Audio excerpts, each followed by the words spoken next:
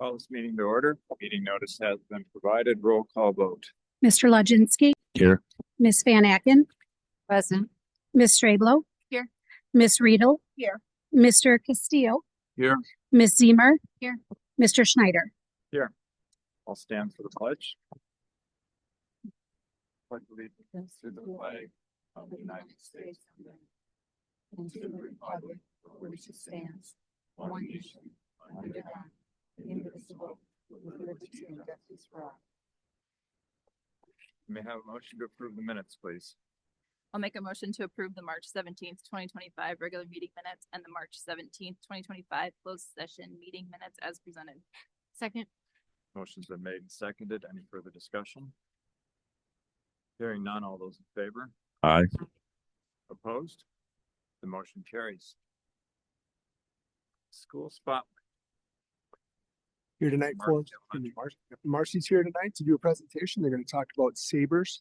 They were piloting that. We talked about it briefly at a status report here when we were doing social emotional wellness updates. Mr. Guillermo. Yeah, hi, I'm Brittany Dearmond. I'm joined tonight by Karen Deacon and Abigail Much. Karen is one of our first grade teachers and Abigail is our school counselor. We are going to talk about Sabres and My Sabres. We piloted this program this year as an effort to get a better understanding of where our students were at with social, academic, and emotional risk behaviors. So this is a screener that we use with all of our students in kindergarten through fourth grade.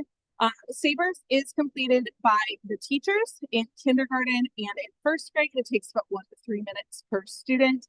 My Sabres is completed by the students themselves in second through fourth grade. There is access to that program all the way up through 12th grade, and it takes about 3 to 5 minutes per student. So it's a relatively quick screener where students are answering questions about themselves in all of these categories. The information is the assessment is normed referenced, which was really important to us because we wanted to be able to look at our students compared to other students on a national scale. And this does look at SEL skills, but both from an internalizing behavior space and an externalizing behavior space. We wanted to pilot Sabres because we were looking to understand data around the whole student. One of our benchmarks this year for looking at data for SEL, students who would qualify for small group instruction, students who would qualify for check-in and check-out, was looking at how many behavior slips that they had gotten from classroom teachers or other staff members in the school. And as the year went on and progressed, we were not finding that data set was giving us the information that we needed and was not identifying the students that we felt like needed to be identified. So we sought this out. Abby came to me and she said, hey, we use this tool when I was student teaching in the district I student taught in. Would you be willing to try it? I said, yep, let's go.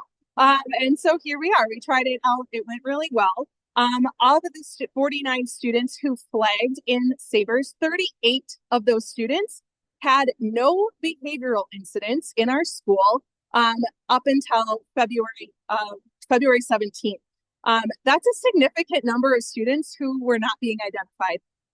4 students qualified for tier 2 interventions out of that group based on their behavior incidents that they had had, which is 4 more slips in a 4-week period.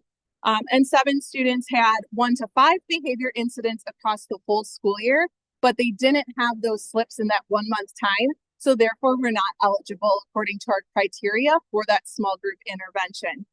The best part about Sabres, and this is not something that we get to talk about often, is that it was free because we already had access to it in our FastBridge suite. And so the district was already had access to this tool. So I'm going to let Abby come in and talk a little bit more about the types of questions that students were asked and a little bit more about the screener. So the board, you do have a handout in front of you that has all this information, so you have it right in front of you. So the Savers is our kindergarten and first grade one. So some of those questions had the teacher rank whether or not the student is argumentative towards adults, they're cooperative with peers, how do they have an interest in academic topics, along social, academic, and emotional. And then with My Saver, very similar questions, but worded in a kid-friendly way. So like I participate in class, and then they ranked how they felt there. I argue with others, so that made it more kid-friendly so they could take it. The benchmarks are a little different between the two of them for the risk because Savers is 19 questions and My Savers is 20 questions. So the benchmarks are just slightly different. As you can see, a high risk for an overall is 0 to 23, and then it goes a little bit up for each of those. So just some examples so you can see kind of how it flags. So first, if a student was at Marcy before Thanksgiving and they did not have a parent or guardian opt out of the survey, they participated in Savers. A student can flag in a subcategory, so they can flag in social, academic, or emotional. However, they might not flag as an overall risk due to the scoring. However, a student might flag in a subcategory, only one, and also flag overall if they are significantly low in that subcategory. So I just did some examples. So like first example, 2 students had an overall risk. However, you can see student 1 flagged in all 3 subcategories, but student 2 only flagged in 1 subcategory. So that student 2 had a significantly low score in the academic piece. And then my other example, the 2 students identified, student 1, again, only was flagged in a subcategory, 1 subcategory, and the student 2 was flagged in 2 subcategories, but overall they flagged. But you can see there are some students who might have flagged in a subcategory, but did not flag overall. So this is a little snippet of what Savers looks like. So the teachers just went into their FastBridge, and then this came up on their screen, and they just clicked which one went with it. So either never, sometimes, often, or almost always. It took them about 30 minutes or less to complete this for their entire class. I covered their class in order for them to complete this for each student. So that way it wasn't an extra task for our teachers to do. So I just did something with their class during that time. This is what a report looks like. So this specific student did not flag in any area, subcategory, or overall. Anything in the white is a positive. The border, it doesn't really make them flag, but anything in the red is where that flagging starts happening. For My Savers, this is also a little snippet of what it looks like. So it comes on the screen for these students. It's 1 question at a time, and it automatically reads it for the students. So they don't need to click anything to get it to read to them. I did have all students use their headphones. They didn't really have the option because I wanted them to hear it verbally. I went over vocabulary beforehand. A big one was peers. A lot of them didn't understand what that meant, so we went through vocabulary beforehand. 2nd grade was done in small groups, and then 3rd and 4th grade happened during my lesson. It takes about 3 to 5 minutes, and some honestly were a lot quicker than that as well. This is what a My Savers report looks like. This student flagged significantly and emotional, which also made their overall score flag as well. So anything in the red is where we're either at a high risk or some risk. So my main goal was any student who identified as an overall behavioral risk who got some type of tier 2 intervention, whether that was check in, check out, small group, or one-on-one mentoring. So all 49 of those students who flagged are either just completed something with me or are still continuing a tier 2 intervention with me. A future goal of mine, if we would continue with Savers, would be to collaborate with teachers if they have 20% or more of their students flag in a specific area to tailor a lesson specifically to that class. So let's say a class flagged 20% or more on their attention and focus. I would work with that teacher to do a lesson specifically in their classroom on that to target a larger group of students. This is our 2nd grade. I just want to kind of show you how we kind of looked at interventions. So overall, we had 16 2nd graders flag. None of these students had behavior slips before we did Sabers. Some were significantly high and some were kind of in the middle where they flagged. But after I got all of this data, we then kind of broke it up into where or what we wanted to do with them. So we had 3 groups for second grade, 1 on independent working, 2 on coping skills. Then 2 students received one-on-one mentoring. And then again, my next goal would be to do additional lessons in the classes. I presented this to each group of teachers at our school so that they also had a say and yep, that's a good intervention for them. Or like, ooh, maybe we can move this student to this group instead. So they all received the scores for each of their students along with what I'm thinking in regards to intervention for their student. Hi, I'm Karen Deacon. I teach first grade at Marcy. I'm here just to share a little bit of the teacher feedback as well. I can say overall it was very positive for all teachers, K through 4. Those of them who had used a previous survey with students found that this one was much more user-friendly for kids. We didn't have as much confusion over what the questions were asking. It was really accessible for kids as well. Our special ed department also said that there were visuals that were involved. Being able to hear it was really helpful to get all kids involved. For the younger ones, for the one that we did, like I said, it really did not take very long. We were able to complete it quickly. It gave us an opportunity to catch kids who may fly under the radar, which I think was really important. As Courtney and Abby have both mentioned, the behavior slips are only going to help us with certain behaviors that we're looking for. There's a lot more to look at. At some point, I think the only comment we had was just that we had to, take our time with this survey. Sometimes the questioning could be, it says a little bit odd. It's reversed. So it almost always disruptive versus almost always cooperative. You have to really pay attention to what the question's asking. But overall, we were glad to see that, some of our students who were flagged that we didn't think of were able to get the services or just the kind of touch base if they needed to. Thanks. Some additional successes that we had, I think this first one really is the one that probably hit home the closest. So we did have a student who has had minimal behavioral in all of the time at Marcy, no additional concerns, and did end up flagging on Sabers. And in that conversation that Abby had with the student, that student felt very comfortable sharing that that child was engaging in some really significant self-harm, personal safety behaviors. And there is absolutely no way, guaranteed, that we would have caught this without having gone through this survey. So I feel like that is probably our biggest success story, is that we were able to connect with a student and get that child the help that they needed to be able to talk with us at school and reach out to the family, and the family get the help that they needed. So that was a huge success through this process. When we talked about this process at our March staff meeting, I broke our staff up into mixed grade level teams, kind of shuffled everyone around a little bit. And every single group of teachers indicated that Sabers and My Sabers was one of the things that was going really well for our 100-day plan. So that was a really huge success to hear that positivity from our staff. And then another success was, without asking, one of our staff members did use the charts to share the information with parents at parent-teacher conferences. It's just another form of communication about what is going well or an area to grow at school. So overall, we were really excited about the success of the first round. We are going to be doing a spring screener with Sabers and My Sabers coming up at the end of April into the first week of May. So we'll be able to compare our data sets from fall / early winter to where we're at with the students now. And hopefully those students that were in those tier 2 interventions, that we will see growth with them. So we're excited about the process and hope to continue. Questions? Thank you. Any questions from the board?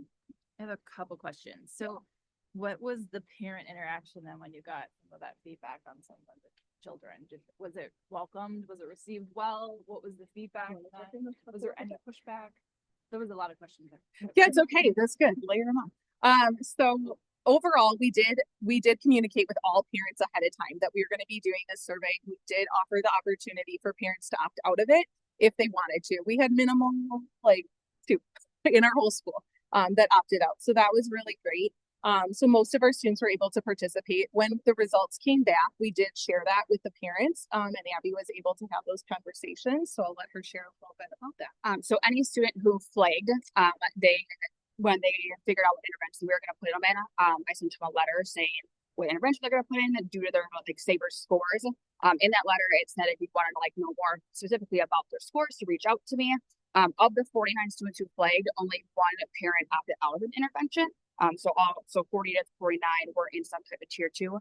Any conversation I had with families about why their student flagged, they were appreciative of having that conversation. Almost all of them asked what they could do at home to follow up with it. And then any student who's in a group with me before spring break, I sent out like, here's what we've been doing with some links to things they can do at home, so they could follow up at home with what we've been doing at school. And then the other question is like, now, I mean, it sounds like a great program. And it's great that you guys started doing this. Are you going to share this with some of the other elementary schools? Yeah, so that actually already happened.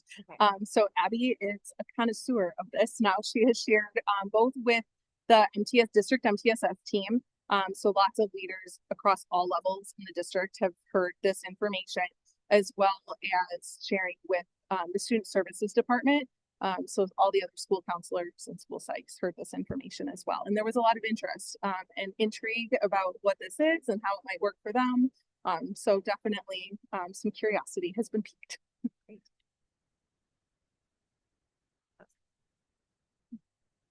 When you do the test in spring, are you going to follow the same format as you did on the previous one? Where you're going to take over for the teachers so they have time to fill it out and you're going to give it in the classes? Absolutely. So for kindergarten, first grade, I will be covering the teacher's class again. So they have that time to go take it. The only one we are going to change is we are going to do second grade during a classroom lesson. So we felt like pulling them out to a small group, kind of just, they're like, what am I doing? Why am I getting pulled out? So instead, we're just going to keep it in their environment. So that way they're a little bit more comfortable. You're never sure with second grade whether giving a survey how that's going to go exactly. So we felt like in the fall that the small group environment was going to go better. But it turned out that they were just absolutely fine, which we should have guessed in the first place. So we're going to do it during a whole class time. Question. If 49 flagged, would we call that 10% of? Yeah, Just under- that's just shy of 10% of Mercy. Are we overdiagnosing?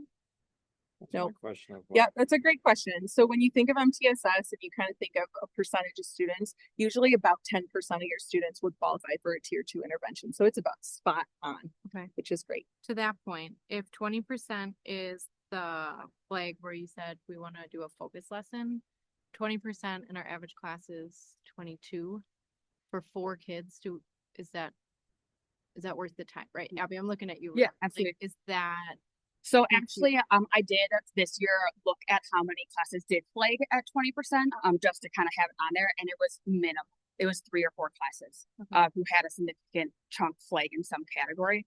So it honestly wouldn't be too much because they would just be like little mini lessons. Okay. It was more so in the younger grades, in the focus and attention in that area that was flag mostly. And I would also echo that I think a lot of the things that we would be doing lessons on, Abby's already doing lessons on through her school counseling. So it would just be kind of giving an extension to a topic. Thank you. Thank you so much.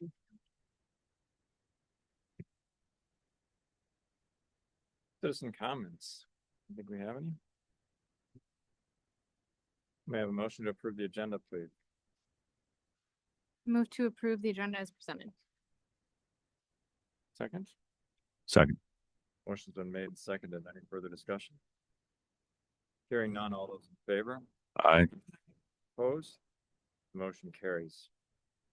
Next, certification of board members. I would like to invite the 2 newly elected board members to meet me at the podium.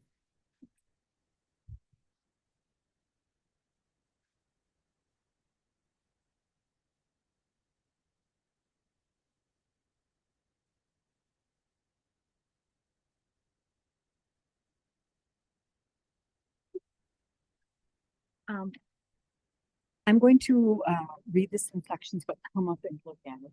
So I have to remember everything I'm saying. And that, Rachel, I'm going to share with you. Okay. If you would just repeat after me and own name and the correct seat on that. Okay. Okay. Raise your right hand. Okay. I, your name, Rachel, have been elected or appointed to the office of have been elected and or appointed to the office of Hamilton School Board, Village of Sussex seat, in the Hamilton School Board at-large seat, but have not yet entered upon the duties thereof. but have not yet entered upon the duties thereof. Swear or affirm that I will support the Constitution of the United States Swear or affirm that I will support the Constitution of the United States and the Constitution of the State of Wisconsin, and the Constitution of the State of Wisconsin, and will faithfully discharge the duties of said office to the best of my ability. and will faithfully discharge the duties of said office to the best of my ability. So help me God. So help me God. And then if you would sign, please, right there.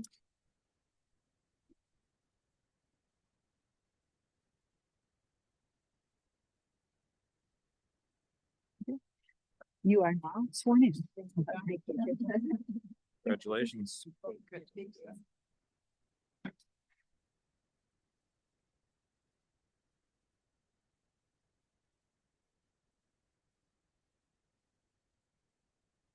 Next up, board student representative report, Silver Spring School.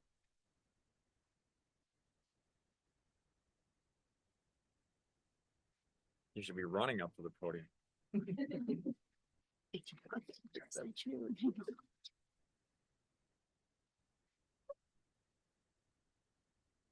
how little they are.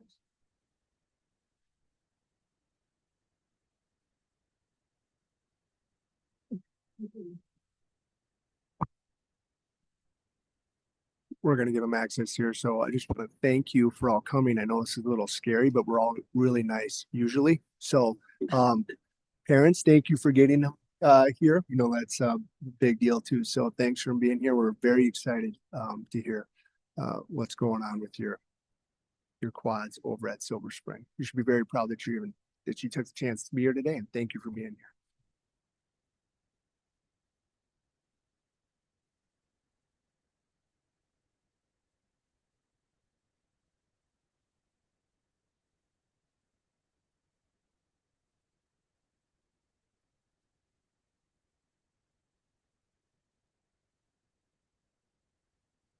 Did you guys all get to pet the dogs this week?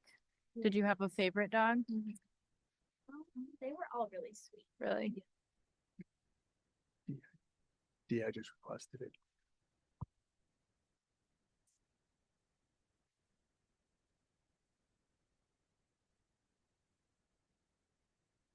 You could just make something up. That might be more fun. Did this ever happen in the classroom? No, your teacher got. I think I agree.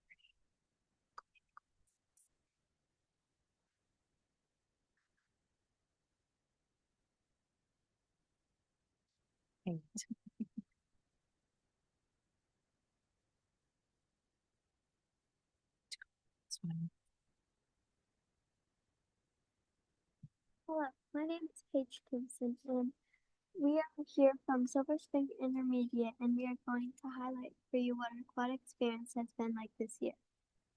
My name is Adeline Pelzer. My name is Em Jenkins. My name is Mia Carlo. My name is Sabina Hungstermeyer. My name is Isabella Thompson. Our quad classes are rotating allied arts classes that we have throughout the year. Each quad class is 1 quarter long. We rotate throughout all 4 quad classes for both 5th and 6th grade. This gives us a good understanding of what we might enjoy and like to do at Templeton or the high school one day.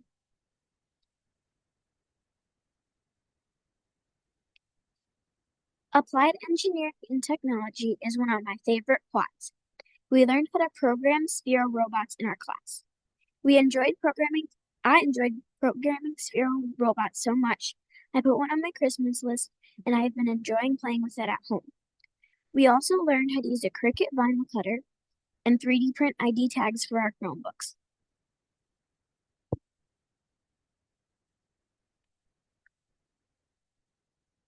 One of my favorite classes has been art.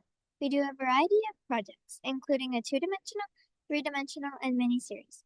Within those projects, we have a lot of choice about what we'd like to create. For my mini-series projects, I made some animal figurines out of air dry clay. I also really enjoyed art class. I liked how we got to create our own projects instead of doing what everybody else did at like an elementary school. Since I was really interested in a little house in the big woods, I decided to make a miniature Laura Ingalls Wilder out of air dry clay. And that's where I learned how to crochet. I really enjoyed family consumers. I really enjoyed family consumer science. I liked learning about kitchen safety and it helps me feel more confident in my own kitchen at home. Learning about CPR helps me feel more prepared for emergencies if they were to happen.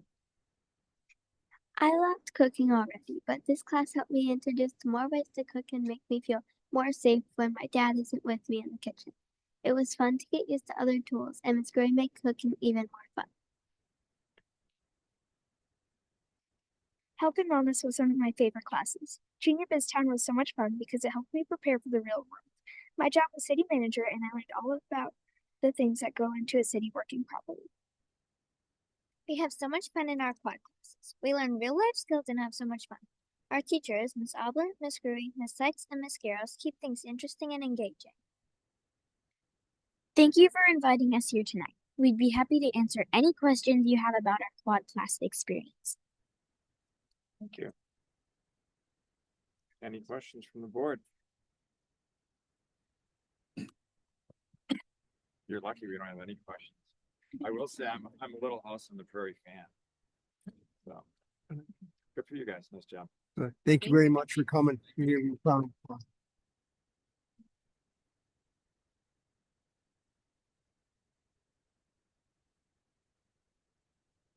Next up, Dr. Milky, update regarding district events.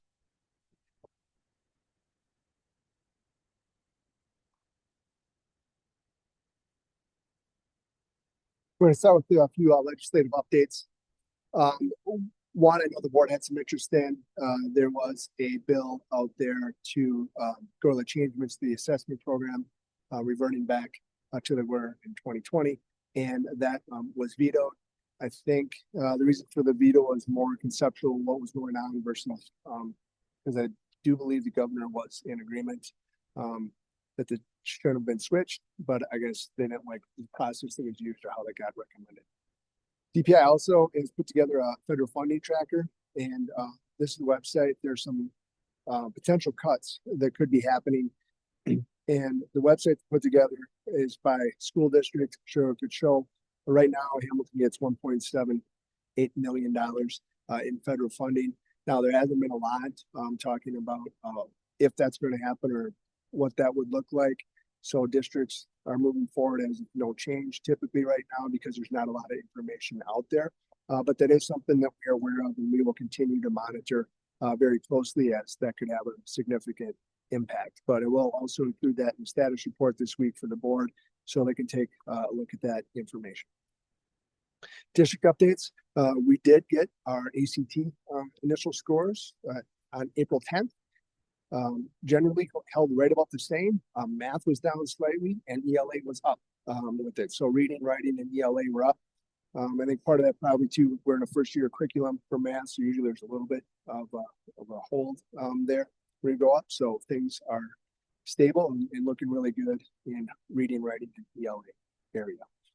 Again, I'll have that information in the status report for the board, so you can take a closer look at that. And again, we will use that for some data dives over the summer to target some areas for improvement. It did appear that we did have some good success with some of the ACT prep that was new this year that we did. So we're excited about some of those returns. Mr. Bauer said they were very promising. Couple celebrations I want to share. Templeton Middle School donated over 3,000 boxes of cereal to Sussex Outreach Services. They use like a March Madness type bracket And you can see that's a lot of cereal, that's going to, Sussex Outreach. So congratulations to them. And that was run by the Student Council in DECA. And then this is probably one of my favorite projects every year to get to see. And what happens, I have it underlined in the bottom, they have the elementary students, first grade students, create a silly scranimal, which is a combination of an animal and an object such as a unicorn or a turnip and a dog or a donut. So they draw the picture, and then the AP ceramic group goes ahead and actually makes a ceramic of them. And then the kids, the first graders, get to keep those ceramic models of them. So usually we have those displayed in the Fine Arts Center, and they were on display at the library for Art Month last month. So if you get a chance, those are pretty phenomenal to see. So something that's going on, and they've started to rotate those through the elementaries. So not all the elementaries get to participate in the same year, but they rotate through what elementaries get to participate. And Mr. Leland, this is going to look familiar. Actually, last year, Mr. Hoffman won the Principal of the Year for the Wisconsin Association of School Councils. And this year, Mr. Leland was chosen for the honor. So that very strong group down there is evidenced by the 3,000 boxes of cereal. But if you see Mr. Leland, tell him congratulations on that. And some upcoming events, no school for students on Friday and Monday in observation for Easter. Teachers are in the building on Monday for in-service day. High School Musical is coming up May 2nd and May 3rd, our evening shows, and then May 4th is a afternoon show. Teacher Appreciation Week, May 5th through the 9th, and advanced placement testing starts on May 5th.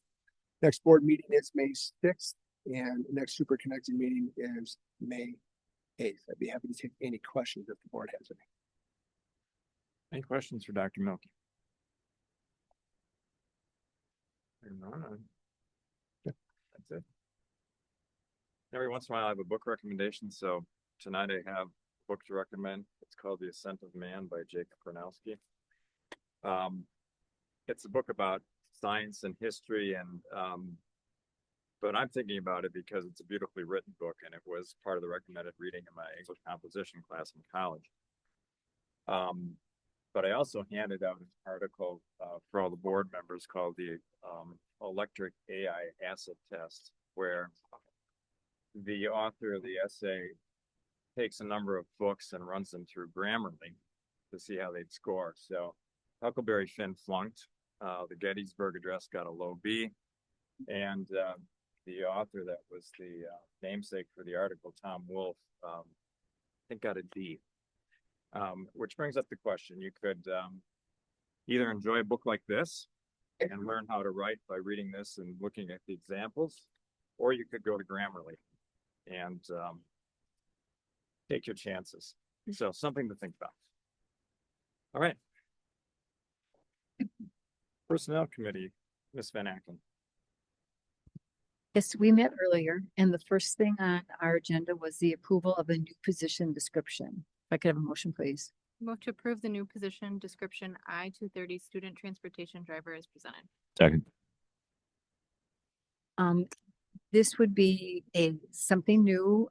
They're looking for, this would go into effect, and they would, hopefully we will approve and the drivers, and so that they could hire some for the fall. And if you looked at your packet, you can see the plans for how they would use the 2 part-time drivers. Quite a few ideas, and it would save us if we, well, that's the van thing. So I guess I'm not going to talk about the cost of the van, but by having a van and the drivers, which we have to approve the position first, then the drivers, it could save us a lot of money. Any questions from the board? Motions are made and seconded. All those in favor? Aye. Aye. Opposed? The motion carries. Next, if I could have a motion to approve the student transportation drivers for the 2025-26 school year. Move to approve the hiring of 2.5 FTE student transportation driver positions for the district for the 2025-26 school year as presented. Second. Okay. this year, if we were to add another bus in to accomplish what this would, it would cost us a significant amount of money. And by buying a van and even with the expenses and then paying for the drivers ourselves, we would still see a savings of $72,000 in that. So so this would be another step in the direction of us being able to save that amount of money by improving the district's ability to hire drivers for the fall. Any questions from the board? Motion's been made and seconded. All those in favor? Aye. Opposed? Motion carries. Next, if I could have a motion to approve the preliminary notice of non-renewals. Move to approve the preliminary notice of non-renewals for 2025-26 for the following individuals as presented. Replacement contracts, Mitchell Lahman 1.0, Rachel Litz 1.0, Hannah Ramsey 1.0. Partial non-renew of Allison Hertel 0.17, Katie Casper 0.1, Bianca Santa Maria 0.83, and a full non-renewal for Catherine O'Connell of 1.0. Second. This is something we do yearly. All the people get a notice now. This would go out tomorrow. They would be hand delivered to the people. All the people are already aware that they will be receiving this notice. It's not going to be a surprise tomorrow. And then in May, we need to send out a second notice. So our May 5th board meeting, we would have a second notice. Things can change between now and then. So we may see all these same people. Some of these people may not be on here for whatever reason. And as I said, this is something that we do yearly.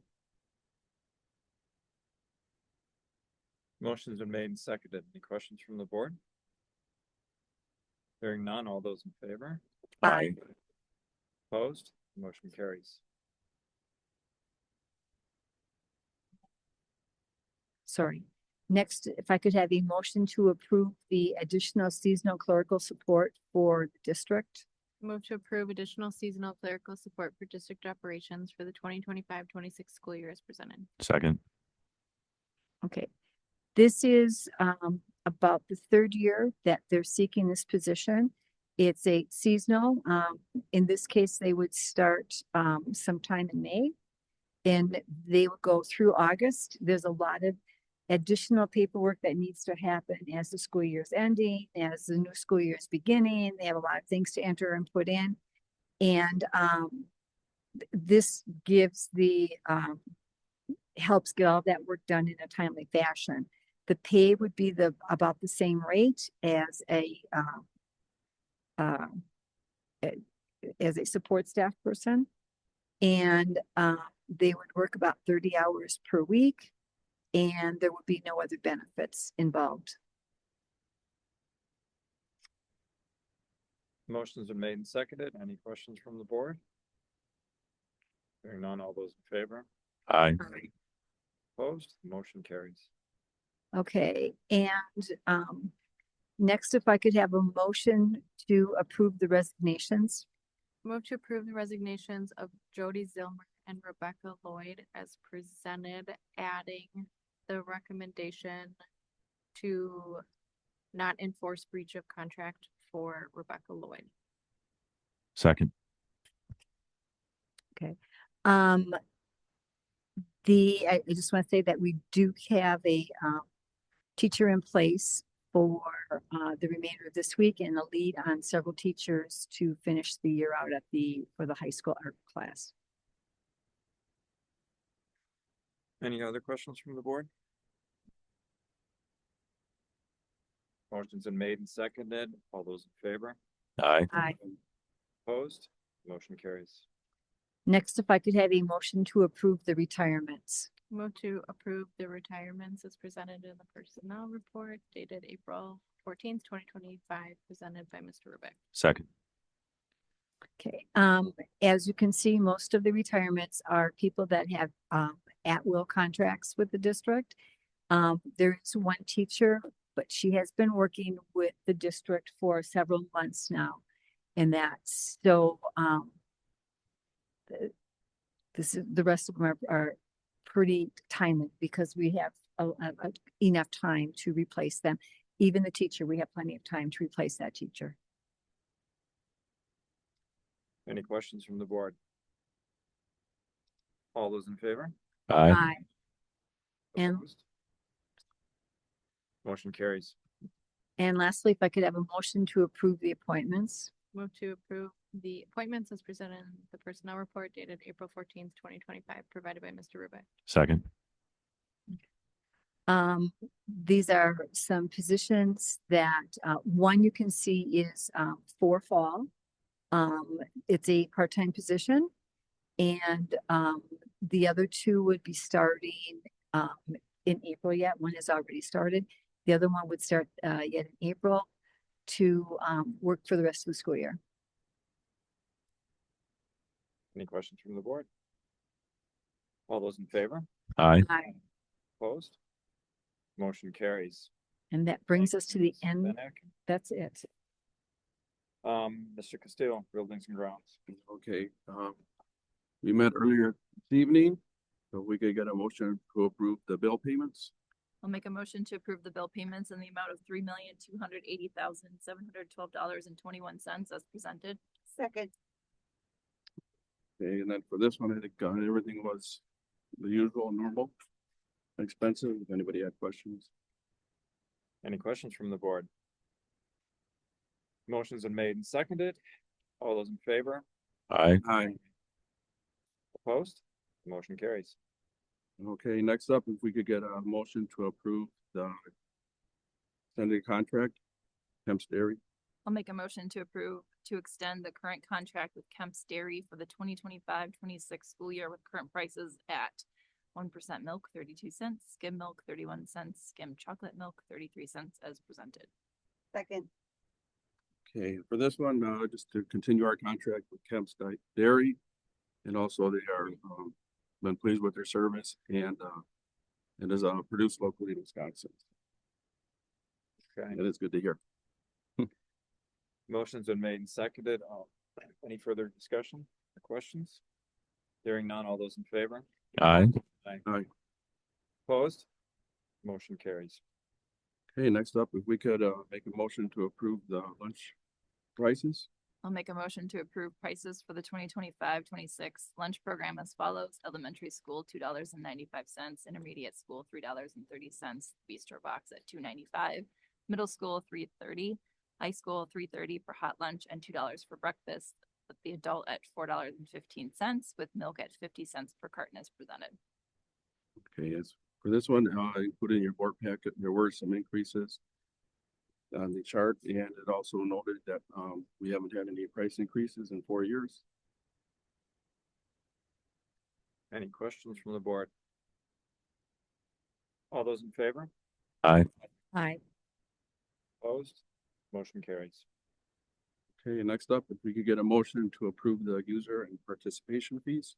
I'll make a motion to approve the user and participation fees for the 2025-26 as presented. Second. Okay, for this one, we've not had an increase in 7 years, and there were 2 changes of note. The athletic fees from 75 to 115, capped at 460 per family. And then also changes in the family athletic pass. Are there any questions for Shelley on that one? Any questions from the board? Hearing none, all those in favor? Aye. Opposed? Motion carries. Okay, and then if we could get a motion to approve the update to Fund 46. I'll make a motion to approve the updated Fund 46 long-term capital improvement plan as presented. Second.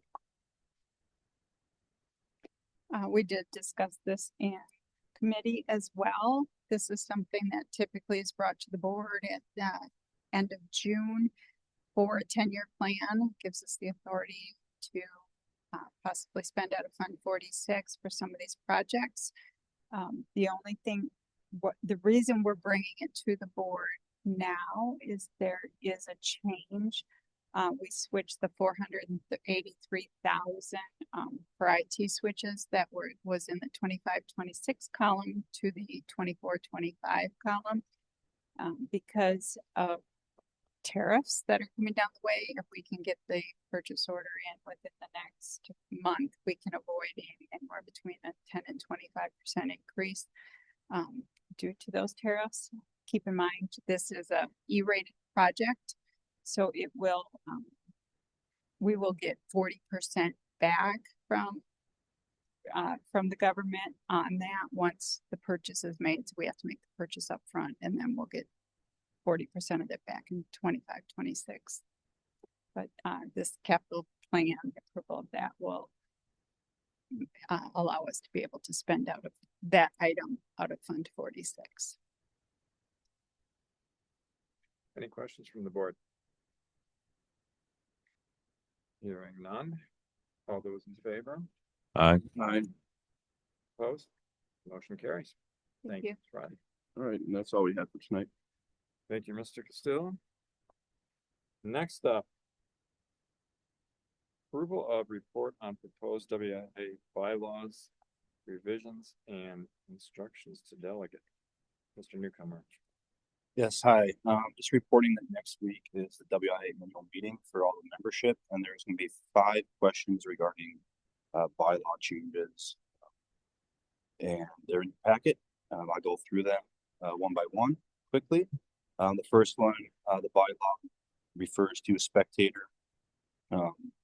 Any spectator or fan that gets removed from a contest will now have to obviously still sit out one game, then finish and complete an NFHS sportsmanship class before they can return to the contest.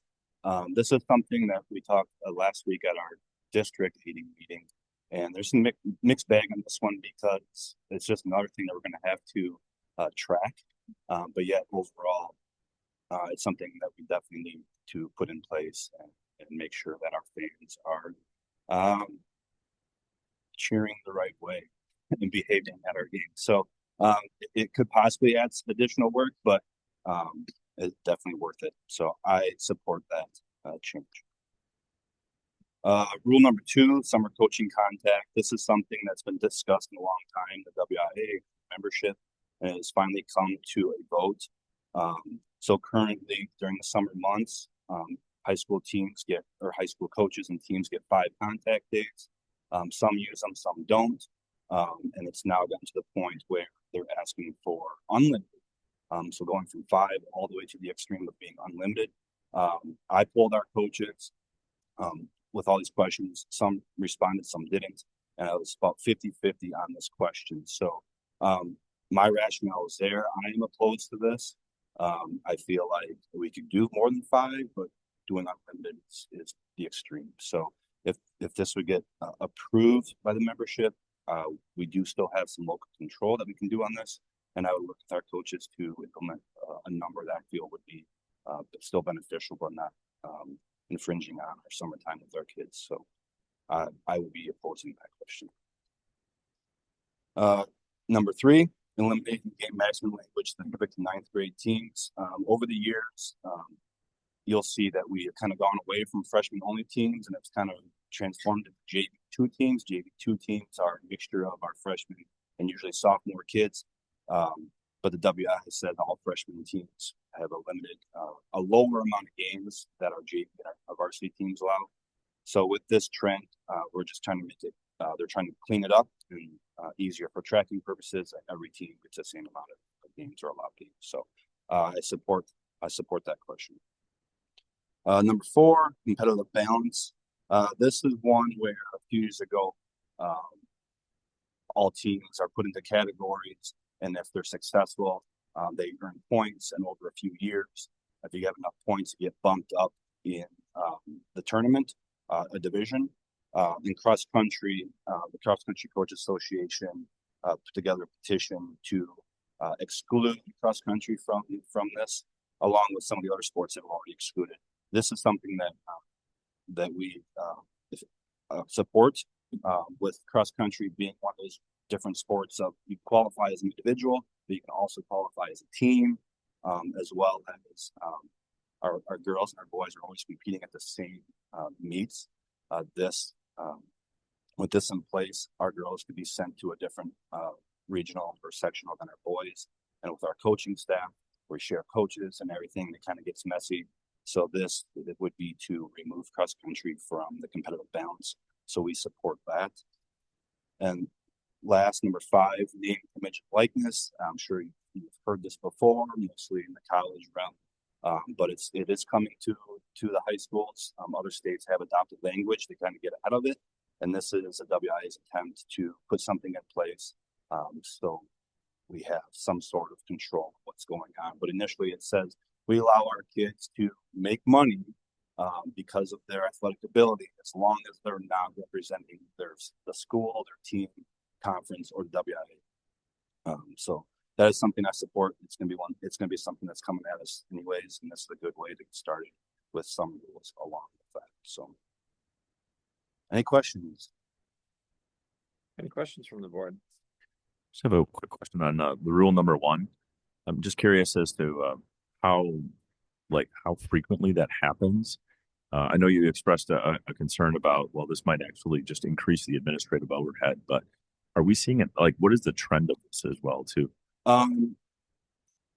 In my 8 years of being athletic director, I've seen it twice. But it is getting worse. There are officials that are have shorter fuses. So it just kind of all depends. My guess is that it kind of comes in waves. So far, so good. I think administration and athletic director do a good job getting ahead of it with that meetings before the season gets going, and obviously communication with expectations. So I personally haven't had problems with it. I know other ADs have, but so far I've been happy with the number I've had to deal with. So, thank you. Yep. Anyone else? What's your feeling on number 2? Do you think that'll stand? I think it will. I do. I think it'll be close, but I think it'll pass. How do we avoid getting sucked into an arms race? Right. It's going to be interesting to see. I know our coaches want more, but not limited. But it'll be driven by every sport's different. You have to keep up with the Joneses then. Yeah, and that's the unfortunate thing. And hopefully with the support from administration and the board, that we can come up with a good number that still benefits our teams, but yet gives our families and our kids their time away. That'd be tough. Yeah. Yep. I did talk to a couple of coaches, and actually the number they were looking at seemed pretty reasonable. They weren't looking to do it 30 times right on it. So I think we should be in a pretty good spot. Yep. And it's one sport. I mean, my kids went through this too. Mm. You get a lot of the repetitive use injuries. Yep. And just stopping the sport is good for a while, or doing something else. I agree. Yep. So I hope we manage to keep this limited. Yeah, whatever we can do to keep our multi-sport athletes is important. I'm highly against the sport specialization, so if this gets out of control, we could definitely see some bad things happening with our student athletes, and it would hurt our programs, our overall programs, right? So I think our coaches have a good idea. I think the number that's being thrown around is about 10, but once we get together, we can iron that out. But we'll see. We'll see where it goes. Thank you. Yep. Anyone else? All right, I think you're up for another topic here. We need to vote on it. Yep. Motions. Do I have a motion, please? I'll make a motion to authorize Mr. Newcomer to vote at the WIA's annual meeting on April 25th, 2025 on behalf of the Hamilton School District as presented. Second. Motion's been made and seconded. Any other questions from the board? All those in favor? Aye. Aye. Aye. Aye. Opposed? Motion carries. Now the lacrosse. All right, moving on to our Boys and Girls Lacrosse Co-op sponsorship renewals. So we're on year 2 of Boys and Lacrosse being a WIA sport. So every 2 years we have to renew our co-op. We currently co-op with Menominee Falls and Germantown. Our girls program this year, we're at 41 girls, 19 from Hamilton, 5 from Menominee Falls, 17 from Germantown.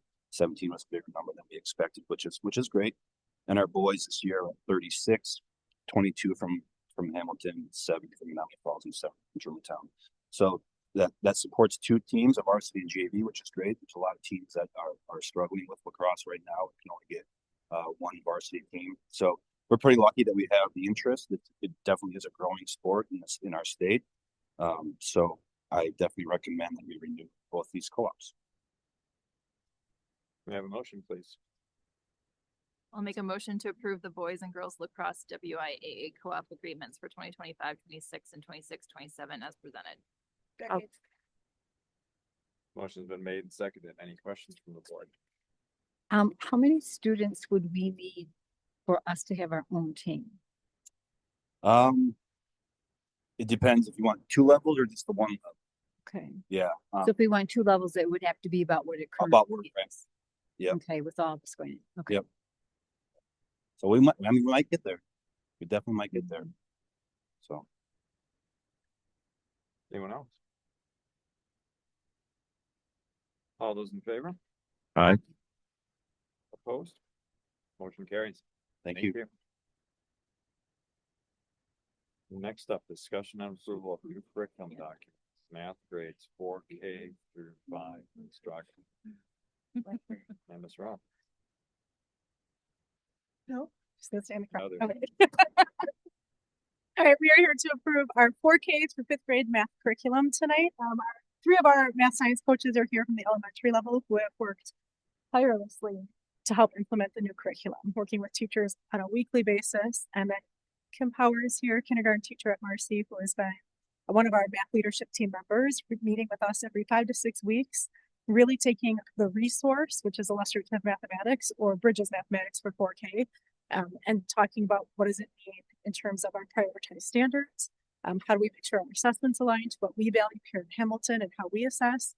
How do we set up tier 2 intervention resources for students who are still struggling after the end of the unit? How do we set up enrichment opportunities for students who maybe already get it? And so they have been an extremely valuable resource in making sure that we take this curriculum and make it ours at Hamilton and ensure it really is what we feel is high quality for students. And so you guys have seen some of those units. We sent them in the status report about a month ago. And then we are just asking tonight for the board to approve our 4K through 5th grade mathematics curriculum. Anyone else to speak? We're here if you have questions. Okay. All right. First, may I have a motion from the board? Otherwise, I'll forget. I'll make a motion to approve the new curriculum documents for math grades 4K through 5th as presented. Awesome. Motion's been made and seconded. Questions from the board? Some questions. As you're thinking for a question, can you talk about what the board approved, the vans in the van drivers? One of the benefits from that is we have some students who are really excelling at the elementary level, and they are going to be taking their double advanced, so they're going to be taking math at Silver Spring. So those drivers are going to allow us to finish a loop and take those kids to Silver Spring. So I don't know if you had any comments about what you're seeing at those levels. So 2 of those students are from Landon. And it's really exciting to see them go to SSI to be able to interact with a classroom of peers versus we've been pulling them small group to get them here ahead or double accelerating that. If we can get them into an older classroom, then we will.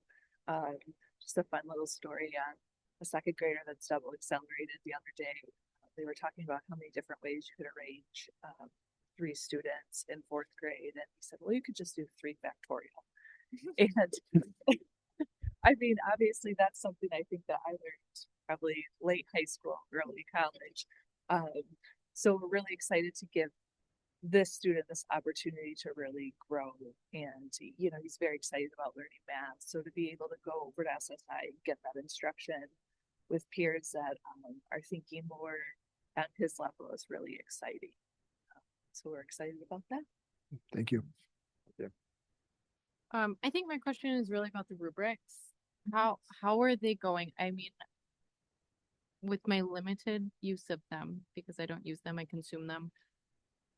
I find them different to see them come home versus in Eureka. I thought it was a little more clear, and I feel like it's a little bit different in illustrative. Is that right? Is that wrong? Like, what is the staff thinking? So the rubrics that probably came home with Eureka, wouldn't they have been the same top part portion? I mean, those were piloted. Those were not something that I think probably the building that they came from were created by that building's coach. Okay. The ones from illustrative mathematics that we're using, the top portion is what our district uses, for a variety of grades. And then we tried to put more details underneath, not only for staff to make sure we are assessing the same, but also hopefully to communicate to parents and students why. And I think I care more about what you said first. Like, as a staff, is it easy? Is it clear? I mean, because we brought in, I know it was tested and piloted, but like, are we comfortable as a staff with it? Because parents and students will take time. But how is the staff doing? Kim, do you want to come up and speak as a teacher? Yeah. Or from your chair. Yeah.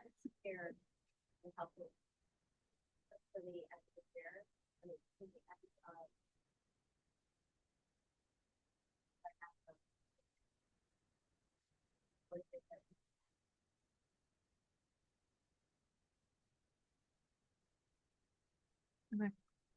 Karen, do you have any comments in first grade?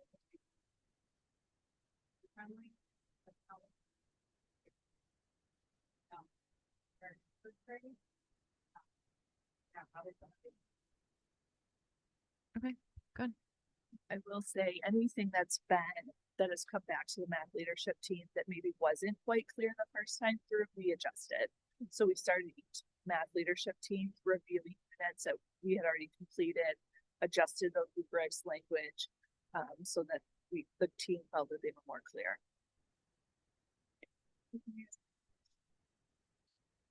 Yeah, no, well, I do want to say having these rubrics, it's been really great to have consistency within a team and looking at assessments and scoring them and discussion. And then let that leading to like our tier 2 groups and stuff. So just that consistency piece. Do you all think do we have more students in tier 2 now with new curriculum, or do you think we have fewer? That's a hard question, I know, but. Our first year with it's our first year with our new tier 2 model based on unit assessments. So Sure. it's hard to tell. Okay. Yeah. I mean, I guess I would say I've heard teachers tell me before we would have maybe just moved on. Like, okay, these kids still didn't quite get it. Hopefully I can catch them later. Or this system that we have in place for MTSS is really ensuring we have a spot, we have a structure, we're going to support those students. I think if anything, the rubrics can help teachers and like in regards to tier 2, figure out like what they should be doing. Rather than just pulling kids because they aren't, that they're behind, it gives them like a specific, the specific skill that I need to be working on. And how do I have, that helps me as a coach. Like if they have this specific rubric, we can work together on finding the resources and the tools to help them towards that standard, and it's kind of more aligned. So it's kind of nice when it all works together, but I feel like this is the first year with that. So see how it looks next year. Okay. When I look at the units in here, they are so thorough. As you all know, I taught, so I'm looking at from that. And I feel if I were a teacher, but I'd like to hear the feedback from the teachers. I feel everything is pretty clearly laid out for the teachers. It's all in one location. It seemed to be consistent from unit to unit, where you could find the different things, the rubrics, the tier 2, the gifted. I mean, it was all, to me, very clearly laid out and a lot of resources available for the teachers. Are you finding that helpful? I know we guys, teachers feel so overwhelmed with everything that they need to be learning, and that is this layout, is this format helping? Yeah. It's right. Right. And I'm guessing it helps that.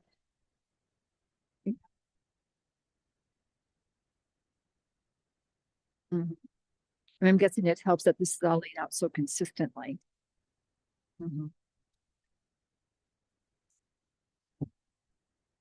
Oh. Thank you very much.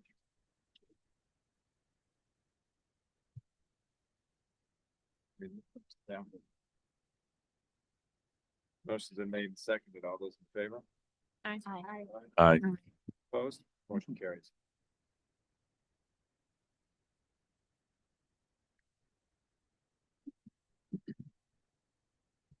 Next up, approval of draft presentation for 2025 budget. Wow. I move to approve the draft of the 2025-26 budget as presented. Second. Second. Katie. Yeah. Before Ms. Riley starts, just want to note that this is her last board meeting. So we wanted to say thank you. Years of service, Donna. Thank you all. Really appreciate all the support that has been. You haven't heard our questions yet. It's all right. Bring on the hard questions. That's what we're here for. Didn't expect it to be easy. So I'm going to give you a brief overlay of this. Typically in the past, I brought the first draft to the board in April and then a new draft in May. If there's anything we find out between April and May or any changes that we want to reflect. Since I will not be here in May for that meeting, I am asking for approval tonight to start the process of, adopting some type of budget. Too, that the board or the budget will change at the annual meeting based on the biennial budget, and then again in October based on our final equalization aid numbers and property values. So it will continue to change, but best guess at this point, best calculation. I won't say it's a guess. There's a lot of calculation that goes into it. So again, you've seen this enough times. The state timeline. We are, like I say, in the first year of the biennial budget. So we are in that phase of the great unknowns. Right now, there's been a lot of hearings going on, a lot of people talking at the public hearings, trying to justify why we could use some more money for school funding. So that will continue on for a bit yet. Rumor has it will continue on until at least July. July 1st is when they're supposed to have something adopted, but there's been a lot of factors on the table this year. So based on the information we know at this point, I did make some assumptions for the 25-26 school year. Our revenue assumption is going to be the $325 increase per pupil in the revenue limit. That was, if you recall, 2 years ago when Governor Evers used his red pen, changed it all. It said for the next 400 and some years, we are going to have a 325 per pupil increase. So we're banking on at least that at this point. So that's another almost $1.7 million. Our base revenue per pupil that is calculated off the prior year's shared costs. As we continue to spend more amounts, increased amounts, especially as we continue to grow and pass referendums, our shared costs will continue to grow. So that brings in an additional $503,000 in revenue through the revenue limit. The transfer of service, something you don't always see, but last year, if you recall, we had a lot of additional FTE, it's a relative term, but a lot of additional FTE for special education. We had a lot of new students moving into the district. We needed to hire more people. We take those additional expenses, and because they came from a different school, we can transfer their service. So we can tack that onto our revenue limit to help cover those costs going forward. The, per pupil aid, that's outside of the revenue limit, that is, $742 per pupil amount. Nothing's changed there. That's just based on the estimated, additional pupils we will have this year. Special education aid, again, I think I'm being conservative. They say it's always 33%, but it is a sum certain, not a sum sufficient. So the 33% we are supposed to get this year, we'll get about 29% when all is said and done. There is a petition on the table to make that 40% and 60% reimbursable, but right now we're keeping our fingers crossed we can get at least 30%. The local revenues, fees, admissions, rentals, that's just, interest is a big one on there too. Just making sure we're keeping up with the increased, charges that we bring in revenue, for that. And then other state aid changes, so transportation aid, library, the common school funds, a little bit of that to increase, and Medicare. So Medicare, we made a switch last year. Mr. Peterson put into place a different, company, a different vendor that helps us manage that and has been able to allow us to maximize Medicare dollars. So we want to make sure our budget reflects that. So additional revenue sources, we're looking at $2.8 million in additional revenue. And if you look at how it's being spent based on local, state, taxpayers, and federal, the grants are the federal money, that's federal grants. So when you hear things like, the federal government might get rid of the federal grants, the title money, flow through money, that is, if it just all went away tomorrow, that would be our impact. I personally don't see that happening. I feel like it might shift the responsibility to the states, but we will wait and see. But I know there's been some articles out there of how that impacts each school, so that could impact us. So the expenditure assumptions I made was a 3% salary increase based on conversations we have had, estimates on what other districts are doing. The benefit overall is almost a $1.4 million increase. Vast majority of that being health insurance. Health insurance has gone up considerably this year because we are self-funded. It's just based on our claims, and we do have a lot of high cost claimants this year. It's been trending that way for a little bit, so the increase is estimated based on that actual usage, not that the insurance company's just jacking up our prices. School budgets, those are always allocated on a per pupil basis, so the that's just figuring in additional pupils. Other miscellaneous departments, my department, Paul's department, John's department, everybody's insurance, special budget requests that might come in, utilities, which is also trending higher than it ever has in the past. Transportation increases, open enrollment costs, etc. That's about $400,000 increase in expenditures in all of those categories.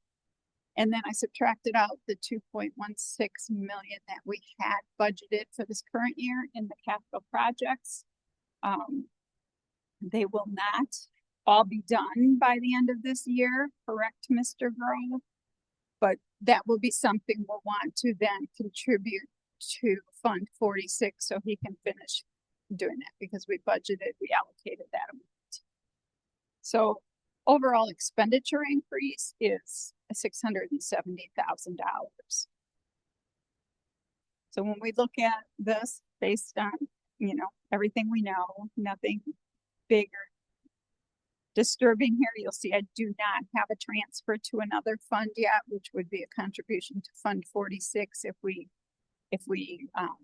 so want to do that. That's something typically we wait till the end of the year to see, unless there is something that we know we're not going to do next year. Want to account for it later. So net position, we have $84.1 million in revenue coming in, and just under 82 million in expenditures. You never see a budget like this. We're always balanced at best. Net position is an excess of 2.1 million. However, when you look at our targeted overage, and what I mean by that is what we sat down with the board at the beginning of the referendum and where we thought we would be in 5 years, that got us to that 7.6 million. Our target overage right now should be just under 2.5 million. That was taking into account covering those additional, the 280 for the 4K routes. So have that calculated into the expenditures already. So took that into account. So when you look at this, we are still about $312,000 shy of making our target amount. So, yeah. Pause. Yep. The target overage. That's 5 years out, or what? That was for the second year. So we have it, and I can't show you on here, but I have a spreadsheet I think we went over when we met the other day as far as where we thought that would be each year. And 280 of that was from busing. So in reality, we're 30K over budget. No. No. 30. Well, 280 minus 312. So if busing were not an issue, like you're not that far off if you take busing out of the picture. Is that fair? Yeah. If I said we were going to take the 280,000 from the additional $7.6 million, this would be an even the targeted overage would, or the targeted number would be lower than that. But I'm saying we kind of found the money. I tried to plan for it. Yeah. So we're probably saying the same But thing. it's not a surprise, but that's the surprise that factors into the 312, 299. Right? Yes. Yeah, that's part of it. Mm-hmm. And so what I would like to say too, if you look to the bottom left quadrant, we discussed as a cabinet and the administrative team, some potential sources that are not yet calculated into this budget. Mr. Peterson put pencil to paper, and actually that whole minivan purchase and the driver's position that you approved comes into play with some of his savings and reconfiguring special education, how that looks. So potential of $120,000 in savings if we can make all of that come to fruition. And there were a few positions with just not positions so much as FTE changes at the high school due to class selections and a few other things that possibly could knock off another $202,000. So if we could get those, we would be in the position where the board wants us to be. Other potential savings, we're looking at health insurance changes, and we can update on that a little bit later too. But right now, the way it is, it's going up in the wrong direction. We could open up some open enrollment seats for a little additional money, or if there's anything extra in the budget. So if we have more than $325 per pupil increase, I know they're asking for $415 per pupil. That would be additional funds. If we got more than 30% in special education, that would be more than that. So I think there's room, to definitely shore this up and bridge the gap. So. Yep. Just so the rest of the board knows, John and I met with you last week and we're working on a presentation of the financials that goes out 5 years. And the elements it has, because this is, I understand what you're doing for the year, but it's hard for us to see where this goes. And we want to be able to lay it out in sources of funds, uses of funds, like we discussed. And then we can see what the lanes are. And we can have some assurance that things don't change lanes, you know, unless we talk about it. And so we know what's going on. And so then we say, well, you know, we're 312,000 under target. We can see exactly how that all comes about based on everything that's on that spreadsheet. So this is, you know, this is really helpful and thorough, but it's hard for us to understand at first glance what's going on, especially when we're planning. You know, we want to take a look and say, well, how much do we want to levy when it comes up? This is, it's still a little hard for us to tell. I don't know, Tom, any thoughts? Because I know this was a concern of yours too, John. Yeah, I would just echo what you say, and you know, keeping track of where everything is moving and just a better understanding of, you know, what we need to levy and just to be in a good financial position. So what we're shooting for, I'll just go through what we talked about on Tuesday. We want to define the lanes and stay in the lanes as much as possible. So because we talked about the 2 million from the capital project coming off the bottom, right? Okay, so that frees up money everywhere else. But what are the repercussions for that, for the next year? It's hard to see that looking at it just this year.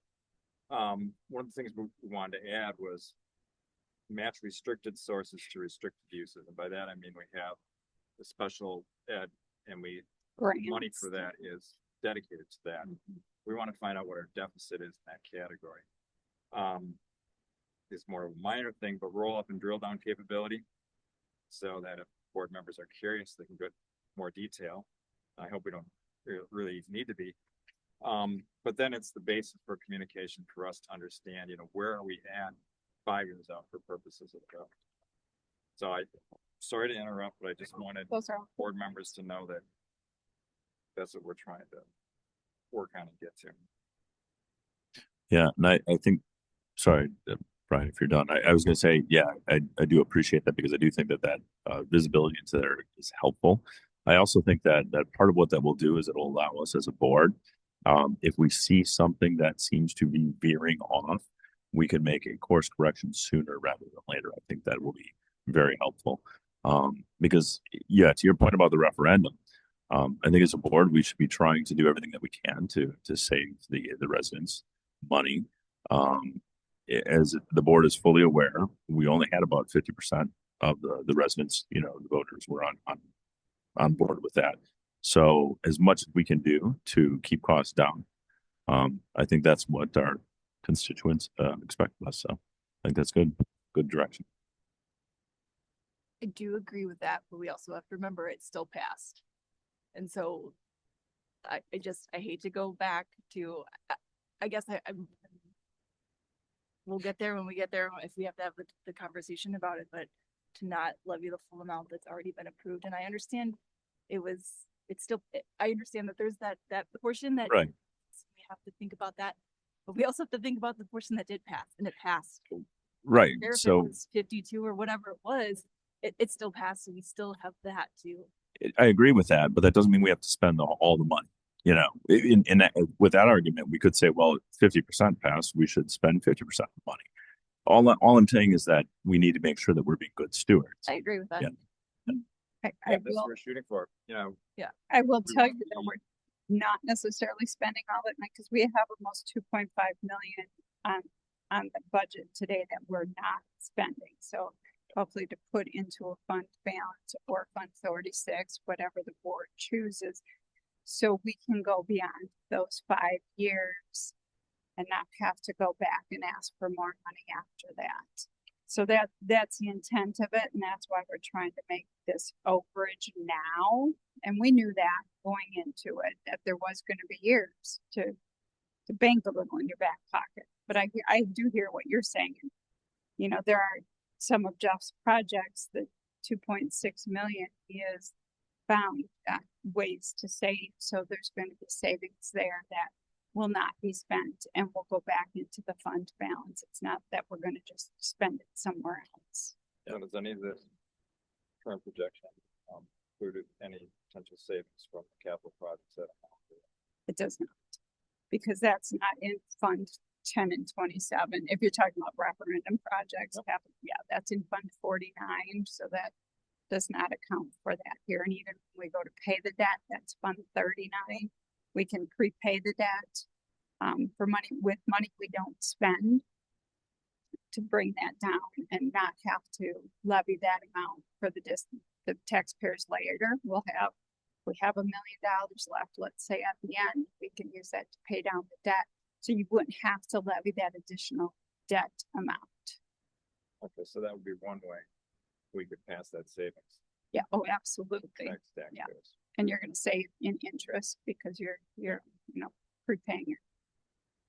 Okay, thank you.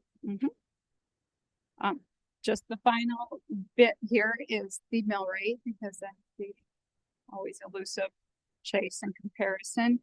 Right now I'm projecting the mill rate to be at $7.26.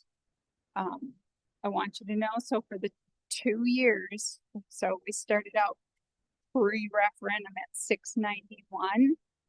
That will, and we told the voters that it'd be an approximately 49 cents impact. It's coming in at 26 cents.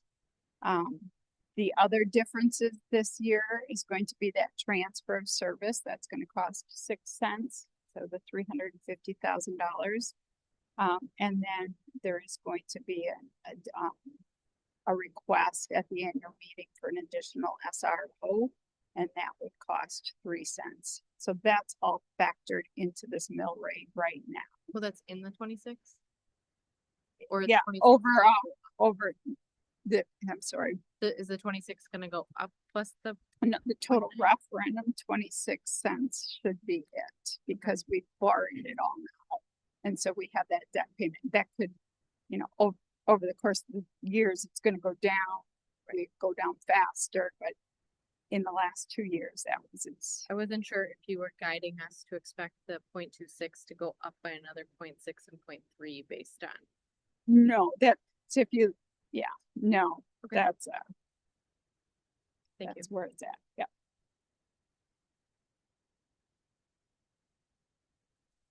Any other questions on that I can clarify or provide follow-up information on later? Do we have a motion on this?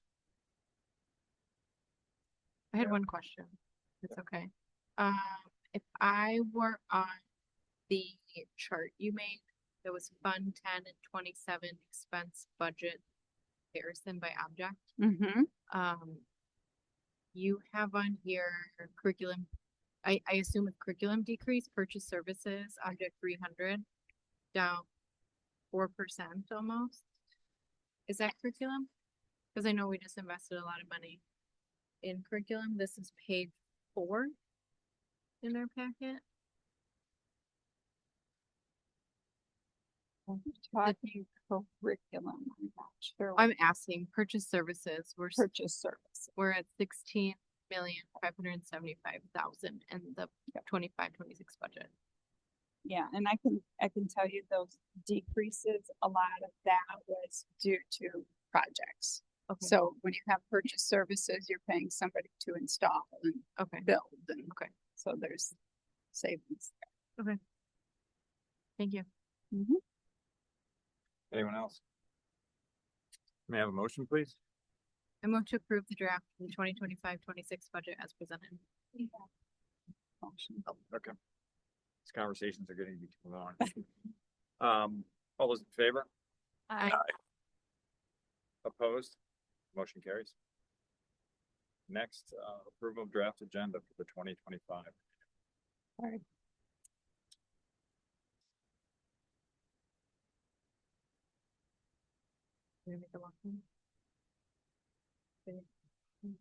We do, we can make it now or I after. move to approve the agenda for the August 18th, 2025 annual meeting as presented. Second.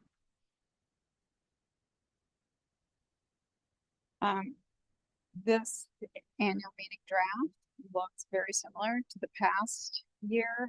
This was something we did last year to eliminate the wait time between the budget hearing and the annual meeting, so we can continue to go into it. But everything on here is the same as far as resolutions are concerned, and how we will go about it is just a matter of the timing. Keep rolling. Any questions from the board? All those in favor? Aye. Opposed? Motion carries. Thank you, Ms. Riley, and thank you for. Thank you. all your Thank work. you all. Appreciate it.